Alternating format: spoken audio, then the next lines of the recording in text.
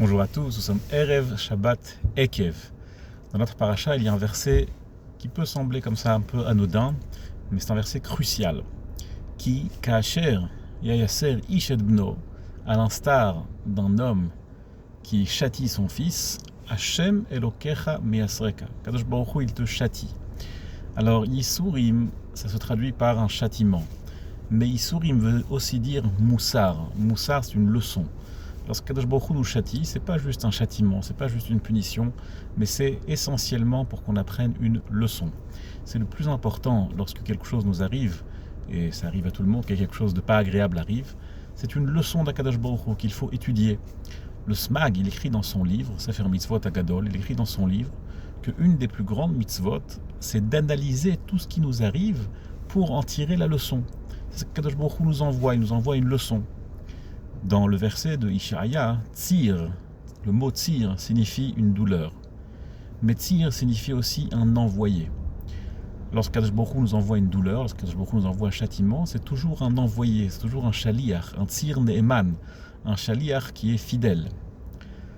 On raconte que Shlomo Zalman Auerbach, il était une fois chez un médecin.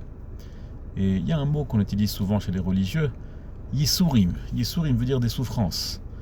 Alors il a dit là-bas au médecin, qui n'était a priori pas religieux, il lui a dit « j'ai beaucoup de Yisurim, j'ai beaucoup de souffrances ». Et le médecin ne connaissait pas ce mot. Il lui a dit « t'as quoi ?» Il a dit « des Yisurim, des Yisurim ». Il ne comprenait pas. Alors le médecin m'a dit « j'ai Kevim, des douleurs, j'ai des douleurs ». « Ah, des douleurs, d'accord, je comprends maintenant. Alors viens, on va traiter, on va voir où est-ce que sont tes douleurs, et puis on va commencer à chercher c'est quoi le problème. » Et là, dit Reb Shlomo Zalman, j'ai compris que ceux qui ne sont pas dans la Torah, ceux qui ne sont pas dans les mitzvot, dans l'écoute d'Akadosh Baruch Hu, ils ne comprennent pas ce mot Yisurim, parce que Yisurim veut essentiellement dire des leçons. Akadosh Baruch Hu nous envoie des leçons, on n'a pas juste une douleur, on a des leçons de la part d'Akadosh Baruch Hu. Ça, c'est une mitzvah qu'Akadosh Baruch Hu nous donne, qui Kacher Yaser Ish et Bno, à l'instar d'un père qui châtie son fils pour qu'il lui enseigne des leçons. Pourquoi est-ce qu'un père châtie son fils? Pas juste pour lui faire du mal, il ne veut pas lui faire du mal, il veut qu'il apprenne des leçons. Ainsi, Akadosh Baruch Hu Meyasrek, Akadosh Baruch Hu, il nous envoie à chaque fois des leçons.